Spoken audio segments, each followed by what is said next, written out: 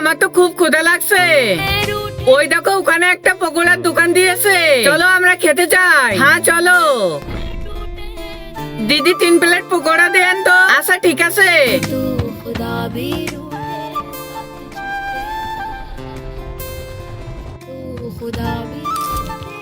আরে সুবর্ণা, আমরা তো খাইতেছি কিন্তু আমার কাছে তো 1 টাকাও নাই। হ্যাঁ আমার কাছেও তো নাই। দিদি আমাদেরকে পানি দেন তো। আরে দিদি আমার কাছে তো পানি নাই, আমি 1 সেকেন্ডের মধ্যে নিয়ে আসতেছি। এই তো দিদি চলে গিয়েছে, এবার দেখো আমি কি করি।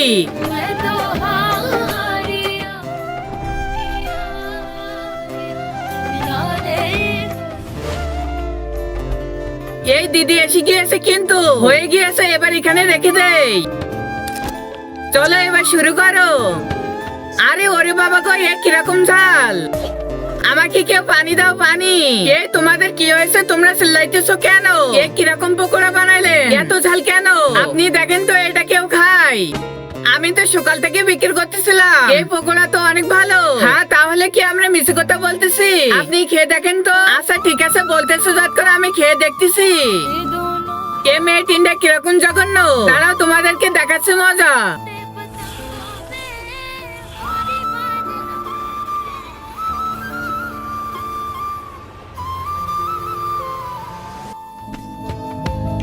দেখো দিদি আমি তো খাইছি কিন্তু আমার তো কিছু হলো না। হ্যাঁ কি বললেন? দাঁড়ান আমি খেয়ে দেখাচ্ছি।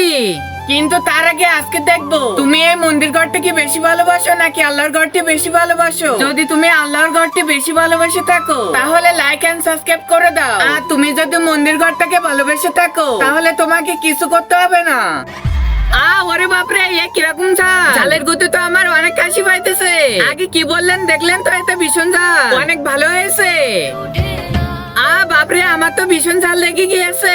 কেউ আমার জন্য একটু পানি এনে দাও। আরে কি দেখতেছো, পানি আনো।